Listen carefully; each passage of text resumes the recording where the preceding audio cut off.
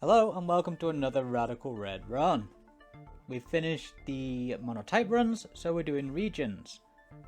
Up first is going to be Kanto, and we're going by the same rule set, one legendary per team, and any mons I've already used, I can't use, so it should make for some fun teams.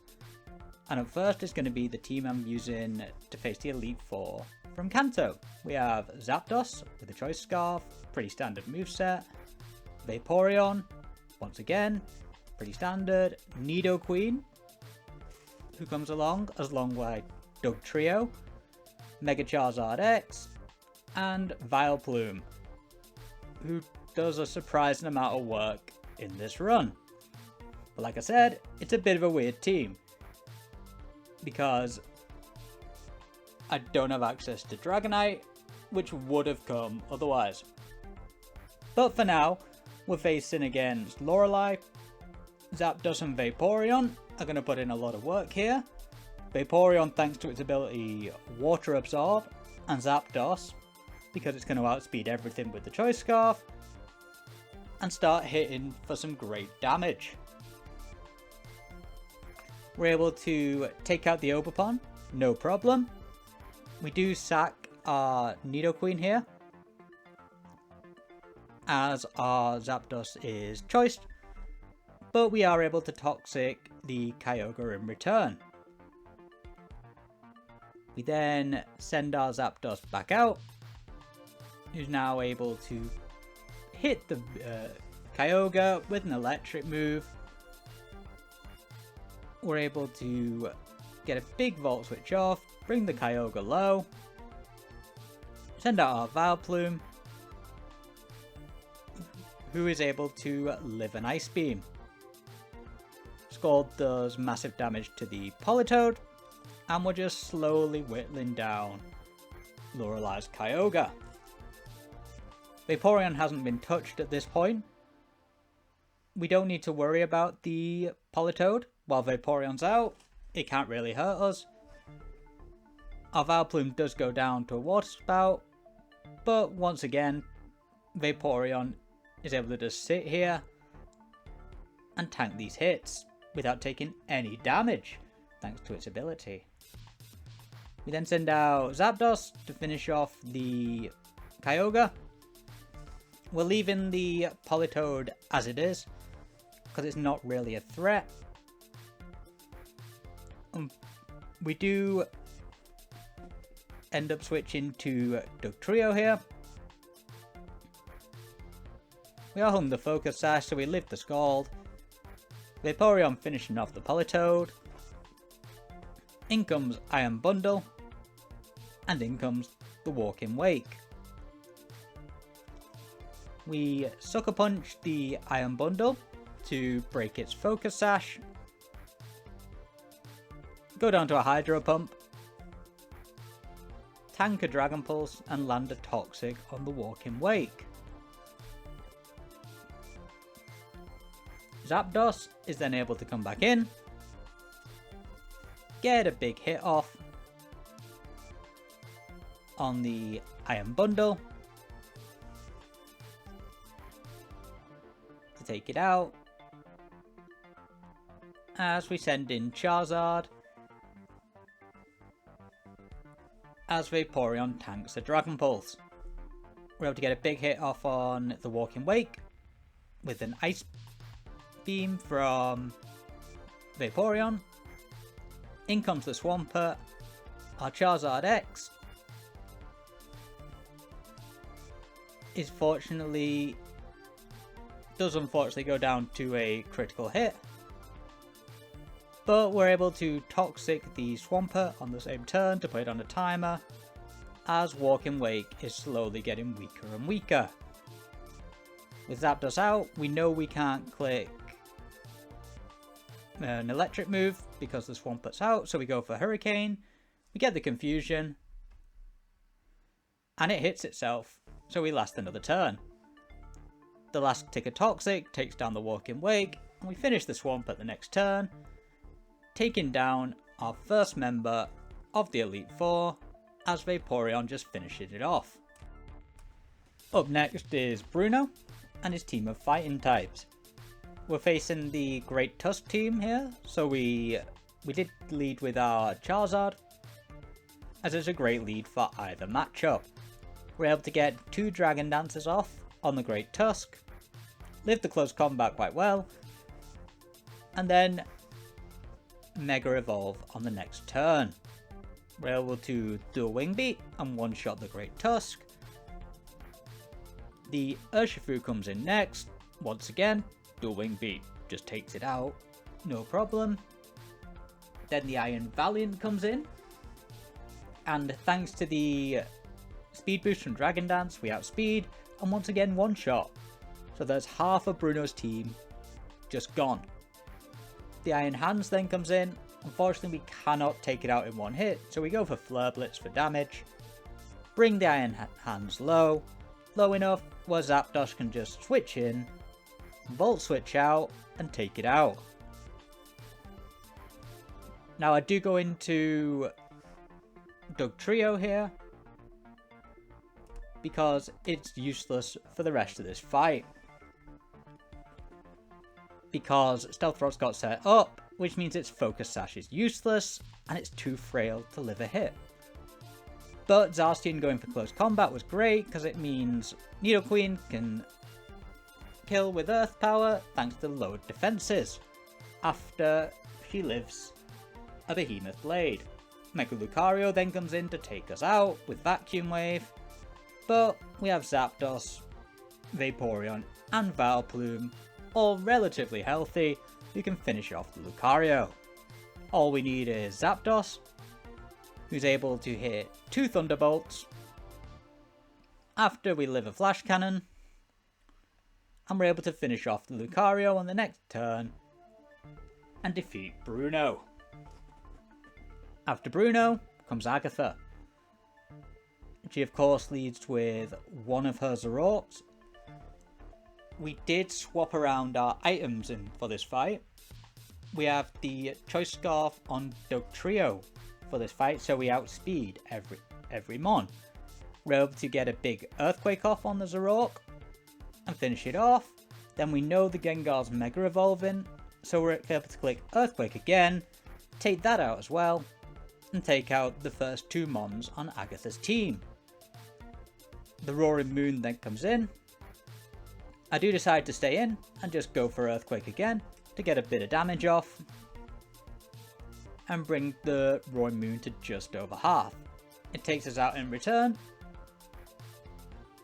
but then we can send out our Zapdos, who lives a knockoff, just Full Switches out, and we send out our Vaporeon, who has the best chance of living a hit. Ice Beam is able to take out the Roaring Moon after we tank a knockoff, just about, and Goldengo comes out. Our Vaporeon does end up going down to the Goldengo's Shadow Ball, but we have a free switch into Charizard here. We can Mega Evolve into Mega Charizard X, Flare Blitz, and take out the Goldengo, no problem. With the Goldengo down, all that remains on Agatha's team is the Marshadow and the Chi-Yu. We're able to do a Wing Beat on the Bulk Up, bring the Marshadow low. We then switch into Zapdos, mainly hoping for the Static proc, which we do end up getting after Marshadow goes for Spectral Thief. I then send out Vileplume, who takes a hit and is able to just finish off the Marshadow with Apple Acid. The Chi-Yu then comes out, obviously takes out Vileplume, but we have a healthy Nidoqueen in the back who's able to tank a Psychic and land an Earth Power and finish off the last of Agatha's mons, leading us to Lance and the last member of the Elite Four. We are against his Aerodactyl team, so Once again, we're able to Volt Switch out with Zapdos. We're running a status move, so then it always goes for Taunt. Switch in Vaporeon, force the Aerodactyl to go for Taunt, and mean no Stealth Rocks on our side of the field. The Primal Dialga then comes in. We have to go for Ice Beam here. We get the Frostbite, which is really lucky. We get sent out into Nidoqueen. Get an Earth Power off on the Dialga. The Roar of Times aren't doing too much now thanks to the Frostbite. Dugtrio gets sent out. I do end up going for Stealth Rocks here, because it's important for the rest of the fight. Then to get a big Earthquake off on the Dialga. Sleep Talk goes into Flash Cannon. We're taken down to our Focus Sash. Earthquake again. And Dialga gets Roar of Time this time to finish off our Dugtrio. It did a lot of damage though.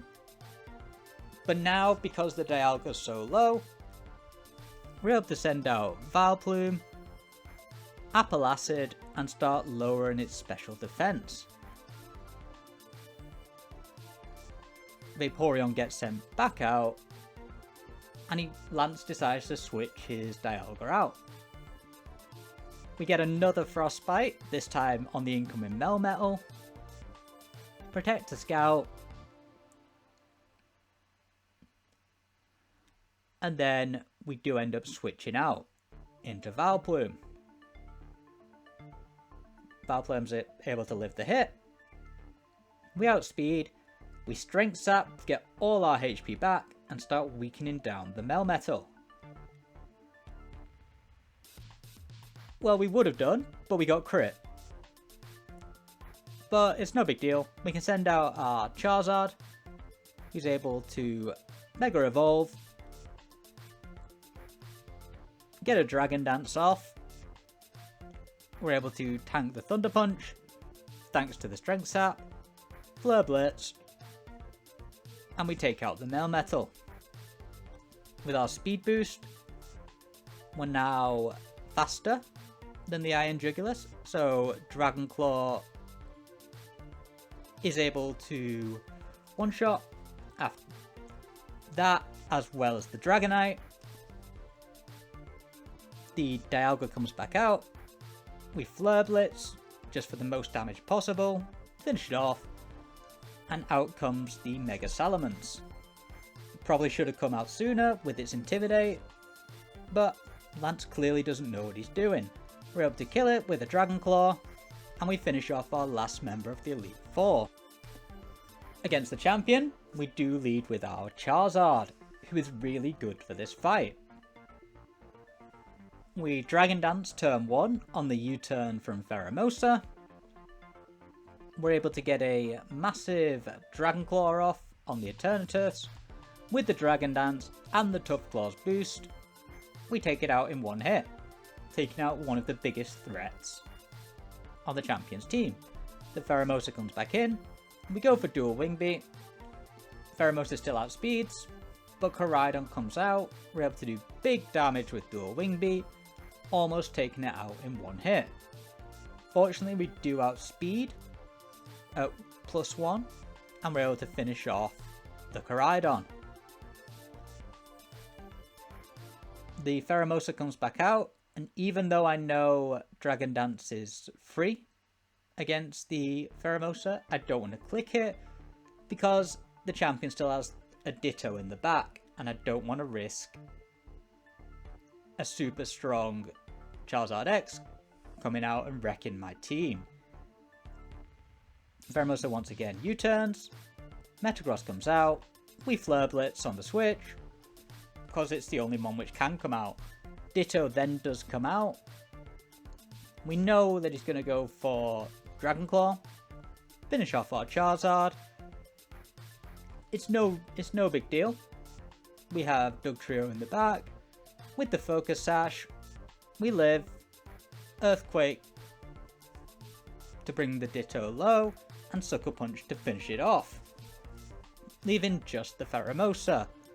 We're able to break the Pheromosa Sash with Sucker Punch, leaving Nidoqueen, Vaporeon, Zapdos, and Vileplume all to deal with the Pheromosa. All we need is Vaporeon, who's able to get a couple of Scalds off and finish off the bug. Overall, Charizard made the champion fight really easy because it was just allowed to set up and kill a bunch of mons. Overall though, Kanto was surprisingly easy to do, even with the limitations and not being able to use some of the stronger mons. But up next is going to be Johto.